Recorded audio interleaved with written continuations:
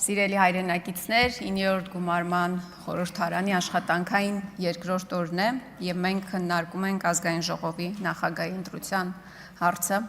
Պարոն Ռուբինյան, անկեղծ պետք է խոստովանեմ, երեք զարմացած էի ձեր ելույթից, բովանդակությունից, հանգստությունից, հանդարտությունից, որովհետեւ երբ որ Տիկին Մանավազյանը ներկայացնում էր ձեր կենսագրությունը եւ ընդգծում էր ձեր հավասարակշիռ լինելը, անկեղծ ասած գործընկերների հետ հիշում էինք վերջին 1-2 տարվա ընթացքում կներեք, բայց ոչ այդքան հավասարակշիռ պահվածքը։ Ես հիշում եմ քլեչի մասին մի բան էստեղ ասում էինք, այնտեղից արագ գալիս էիք։ Ուրախ եմ, բայց չեմ կարծում, որ այդ հանգստությունը դուք պարոն Ալեքսանյանը, պարոն Կոնջարյանը պահպանելու եք, երբ որ հայտնվեք այստեղ։ Հիմա այդ ծանր բեռը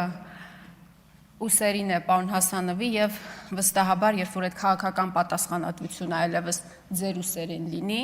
այն հանդարտությունը, այն համեստությունը, որ ցուցաբերելու եք, վստահաբար չի լինելու։ Սիրելի հայրենակիցներ, ինչպես ասում են, 3 բանի անverջ կարելի է նայել։ Հոսող ջրին, վառվող կրակին, մեկ էլ թե ոնց է ԿՊ-ն օրեր շարունակ փորձում ապացուցել, որ ինքը ժողովրդավար է, որ ինքը ընտրություններ չի կեղծել։ 3 բանը հասավ այնտեղ, որ ԿՊ-ական պատգամավորը ասում է, ով որ ընտրություն է կեղծել, շանտղա է։ Ժողովուրդ ջան, սուս մնացեք, ժողովուրդ ջան, դուք օրը ցերեկով 60,000 քաղաքացու ձայն գողացել եք։ Օրը ցերեկով եք գողացել, հա, քվյաթերթիկները չեք տարել, չգիտեմ, որտեղ պահել, չգիտեմ ինչեր չեք արել, պարոն Արայիկ Հարությունյան, շատ ուրախ եմ, որ այստեղ եք, ես վստահ եմ, որ մենք դեռ բազմաթիվ առիթներ ունենալու ենք տարատեսակ հարցերի շուրջ երկխոսություն ունենալու, շատ ուրախ եմ նրա համար։ Այո, դուք մեկ քլիկով գողացել եք 60,000 քաղաքացու ձայն, դուք մանդատագողեր եք, փորձեք առերեսվել այդ իրականության հետ։ Դուք ժողովրդավարության հետ կապ չունեք այլևս։ Դուք ժողովրդավարության հետ կապ ունեք այնքան, որքան ընդդիմության վրա հարձակվող կարմիր բերետավորները դիվանագիտական արվեստի։ Դուք այդքան կապ ունեք ժողովրդավարության հետ։ Դուք ինչ կապ ունեք ժողովրդավարության հետ։ Բայց մանդատները գողանալով միայն չեք բավարարվել։ Դուք այդ մարդուն հիմա ունեզրկում եք։ Ես երբեք չեմ կիսել Գայք Ծառուկյանի քաղաքական ճաշակը, երբեք չեմ կիսել։ Բայց դուք այդ մարդու ձեները գողացել եք, մանդատները գողացել եք, հիմա էլ ոտնձգություն եք իրականացնում իր ունեցվածքի նկատմամբ։ Գործընկերներ ջան, նկատել եք, այդ մարդը Արարատ անունով ինչ ունի,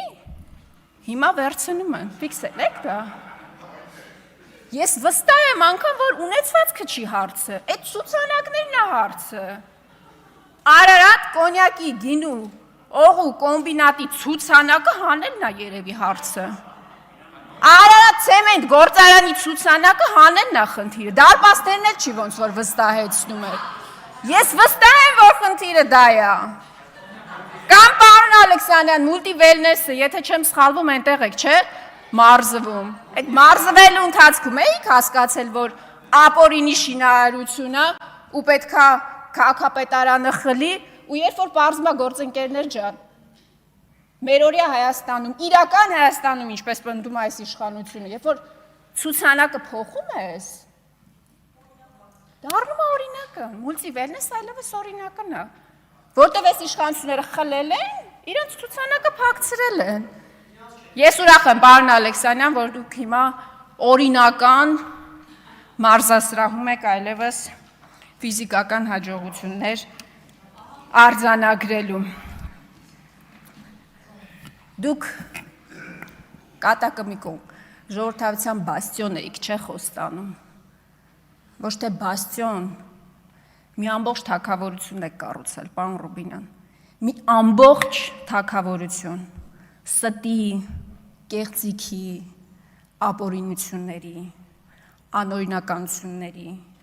բռնաճնշումների, դուք այդ դրա թագավորությունն եք կառուցել։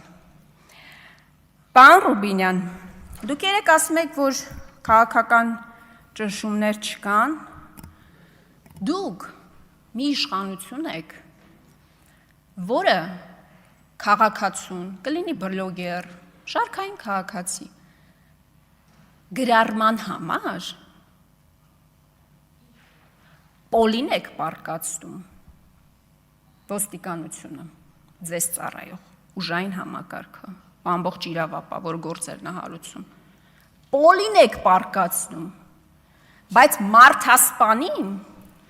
էթիկայի բոլոր նորմերը հարգելով բերման եք ենթարկում։ Դուք պետական ծառայողին, ժողովուրդ ջան, լայքի համար գործից հանում եք, լայքի համար գործից հանում եք, ու դուք խոսում եք քաղաքական ճնշումների մասին,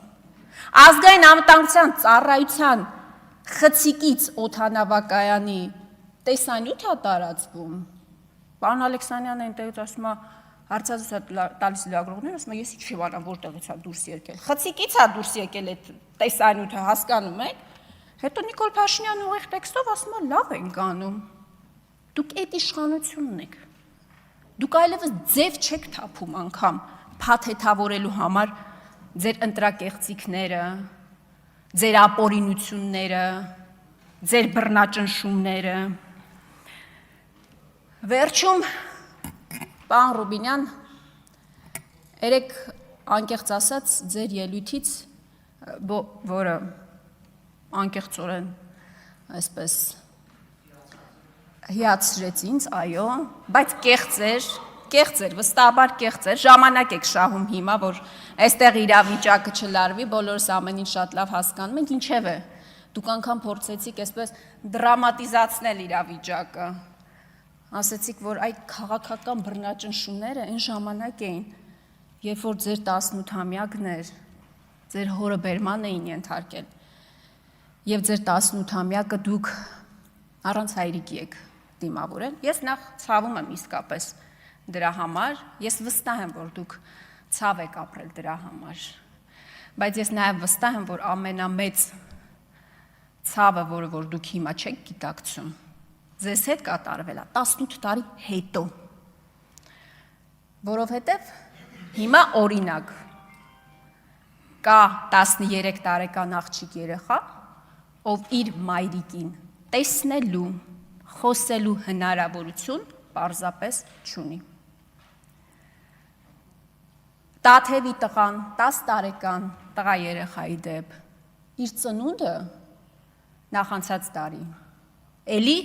դիմավորելա առանց մայրիկի, ձեր իշխանության օրոք, պարոն Ռուբինյան, այդ ցավը էն է, որ դուք հիմա ամեն ինչ անում եք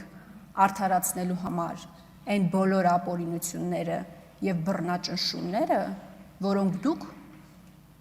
ասում եք, որ ձեր մաշկի վրա զգացել եք։ Հիմա ավելի վատ տարբերակները, ես չեմ ուզում անդրադառնալ նախկինին, ավելի վատ դրսևորումները դուք արդարացնում եք։ Բայց անկախ ամեն ինչից, գիտեք, երբ որ դուք ասում եք, որ 18-ամյակս առանց հայրիկի եմ դիմավորել, նստած գիտեք ինչ էի մտածում։ Նախ մի բերեք էլ էս օրինակը, գիտեք ինչի, որովհետև դուք հավակնում եք ազգային ժողովի նախագահի պաշտոնին, բարձր պաշտոնի, բայց դուք մի իշխանության ներկայացուցիչ եք, որի օրոք, որի պատճառով բազմաթիվ տղաներ այդպես էլ մնացին 18 տարեկան։ Մի բերեք այդ օրինակը այլևս։ Շնորհակալ եմ։